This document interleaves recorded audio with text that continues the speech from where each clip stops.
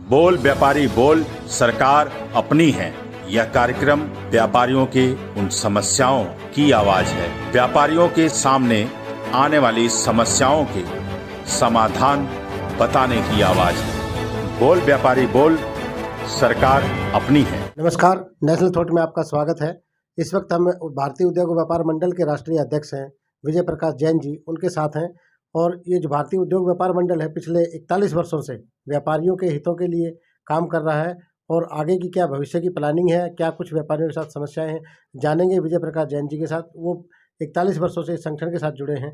Sir, देखिए, स्वतंत्रता के पश्चात भारत का व्यापार और उद्योग धीरे धीरे बढ़ते हुए आज बड़ी तेजी से आगे बढ़ रहा है, जिसके अंदर भारत के लगभग 7 करोड़ खुदरा व्यापारी गांव की पंडरिटी से लेकर शहर की वीथियों तक में व्यापारियों के माध्यम से ग्राहकों की सेवा में संलग्न है।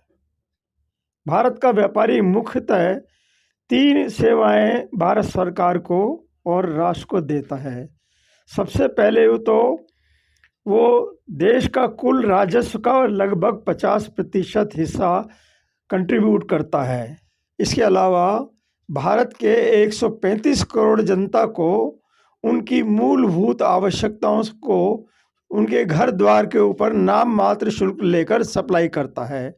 सुबह की चाय, रात का डिनर, इसके बीच में जितनी भी उसकी आवश्यकता है, सुई से लेके और एरोप्लेन तक वो जनता को और भारत के राष्ट्र को देता है। इसके अलावा जो राजस्व की जब बात आई तो बिक्री कर एक अप्रत्यक्ष कर व्यवस्था है, यानी कि जो माल बिकता है या ग्राहक कंज्यूम करता है, ग्राहक वो लेता है, उस माल को जब वो उसको सप्लाई करता है तो उससे उसके ऊपर जो कर लगता है, सेल टैक्स कर लगता है और वर्तमान समय में जीएसटी लगता है, उसको वसूल करने का उस माल के साथ जब उसका पैसा लेता है तो उसके साथ भारत सरकार का राजस्व यानी कि जीएसटी भी वो कलेक्ट करके और भारत सरकार के खजाने में जमा कराता है। ये 3 प्रमुख दायित्व हम भारत के व्यापारी कर रहे हैं। सर, आपके व्यापार के साथ में जो 40 साल पहले जो चुनौतियां और जो समस्याएं थी, इस वक्त की क्या चुनौतियां हैं और क्या समस्याएं हैं? देश में 2 प्रकार की कर व्यवस्था है मोटे तौर पर। एक तो है प्रत्यक्ष कर के अंदर आयकर, आय के किसी भी आदमी की एक पर्टिकुलर लिमिट के बाद उसको अगर आय मिलती है तो उसका एक प्रतिशत भाग भारत सरकार के खजाने में आयकर विभाग के माध्यम से और वित्त मंत्रालय के माध्यम से वो जमा कराना होता है। इसके अलावा दूसरा है अप्रत्यक्ष कर, जो कि राज्यों के और स्थानीय निकायों के खर्चों को चलाने के लिए संविधान ने नियत किया है कि भी हम बिक्री कर अथवा वैट कर अथवा जीएसटी कर अपने माल की बिक्री के समय वसूल करके सरकारी खजाने में जमा कराएंगे। सर, जो 40 साल पहले आपके संगठन के साथ जो लोग जुड़े थे और 4 दशक बाद अब आपकी कितनी संख्या बढ़ी है और क्या कुछ है आपने अप एंड डाउन्स देखे हैं 40 साल के अरसे में? समय के साथ साथ व्यापारी उद्यमों के विकास के लिए समय समय पर नए नए कानून सरकार ने बनाए। उसके अंदर एक आवश्यक वस्तु अधिनियम बड़ा महत्वपूर्ण था और बिक्री कर अधिनियम बहुत महत्वपूर्ण था। देश की राज्य सरकारें बिक्री कर लेती थी और ये केंद्र सरकार इसकी आवश्यक वस्तु अधिनियम को लागू करके और वो राज्यों के माध्यम से उसको लागू करती थी।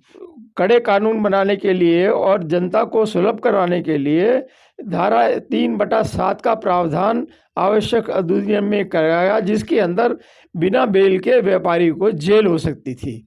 इसके लिए हम लोगों ने एक राष्ट्रीय स्तर के ऊपर 9 अगस्त 1981 को राष्ट्रीय संगठन भारत का बनाया, व्यापारियों का संगठन बनाया, जिसके अंदर अनेक राज्य शामिल हुए।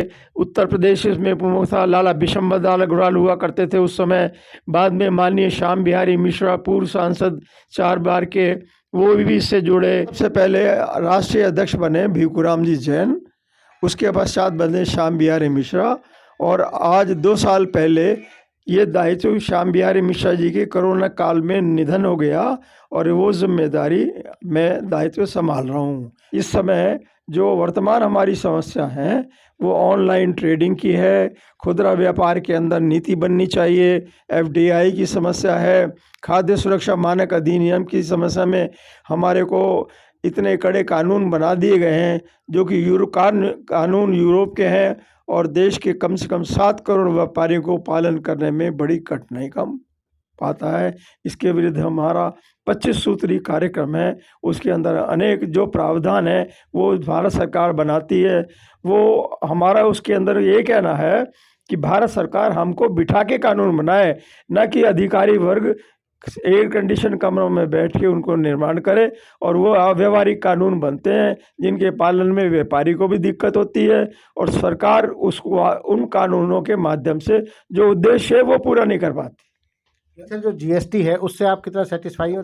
जीएसटी प्रणाली एक जो अभी तक सफल नहीं हो पाई है। 1000 संशोधन जीएसटी प्रणाली में अब तक हो चुके हैं, उसके बावजूद भी ये सरल और व्यवहारिक प्रणाली नहीं बन पाई है। हमारा कहना है कि अतिरिक्त उत्पादन शुल्क व्यवस्था लागू की जाए और उसके माध्यम से वो ये दायित्व व्यापारी से ले लिया जाए और वो उद्योग के समय या जब भारत के अंदर माल इंपोर्ट हो उस समय जितना भी शुल्क आपको लेना है वहाँ ले लीजिए। बात करें व्यापारी हितों का, संघर्ष बड़ा लंबा है आपका संगठन के साथ। वर्तमान में आप पे जो समस्या और चुनौतियां हैं, संगठन उसके साथ लेकर के व्यापारी हितों के लिए क्या कर रहे हैं नया? नहीं, हम समय समय पर इसके बारे में सम्मेलन करते रहते हैं। अभी मैं 20 तारीख को भरतपुर में 5,000 व्यापारियों का सम्मेलन है, उसे अटेंड करके आया।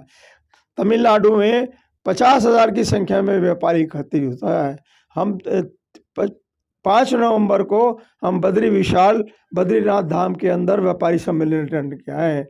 हम व्यापारी को जगाने में लगे हुए हैं, व्यापारी की एकता को मजबूत कर रहे हैं और भारत सरकार के साथ हम एक प्रकार से भारत सरकार और उपभोक्ता के बीच में पुल का माध्यम करते हैं।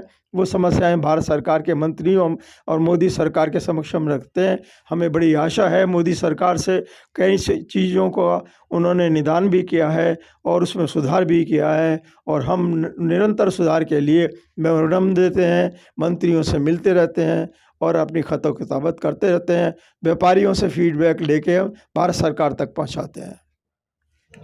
जैन साहब, ये बताइए, जो इंक्रोचमेंट की समस्या दिल्ली के व्यापारियों के साथ है, क्या इस तरह की समस्या अन्य राज्य के व्यापारियों के साथ भी है? और दिल्ली के अंदर जो एक अव्यवस्था है, जो अभी भागीरथ पैलेस में भी जो आगजनी की घटना हुई, इतने कंजेस्टेड बाजार हैं, क्या इस तरह के अन्य बाजारों में अन्य व्यापारियों के साथ भी कुछ समस्याएं आती हैं? देखिए, इन समस्याओं को दूर करने के लिए आप क्या सुझाव देंगे? देखिए, औद्योगिकरण के साथ शहरों का विकास हुआ और शहरों को विकास होने के भी जो शहर बने तो उनके अंदर व्यापार और उद्योग बढ़ता रहा।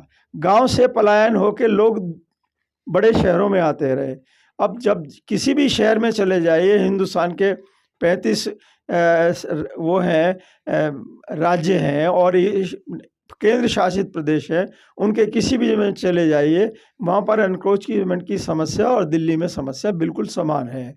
उसके बारे में भारतीय उद्योग व्यापार का ये प्रस्ताव है कि आप जो शहरों के जो बड़े मार्केट हैं उनके साथ में थोड़ी बहुत जगह जहाँ ज़मीन मिलती है उस ज़मीन के ऊपर 8x8 की 10x8 की दुकानें छोटी बना के सरकार दे और उनको किस्तों पर उनको बसा भी जाए, रेवेन्यू भी मिल जाएगा सरकार को और ये समस्या का समाधान भी हो जाएगा। देश और दुनिया की ताजा खबरों से जुड़े रहने के लिए सब्सक्राइब करें हमारे चैनल नेशनल थॉट्स को और बेल आइकन दबाना ना भूलें।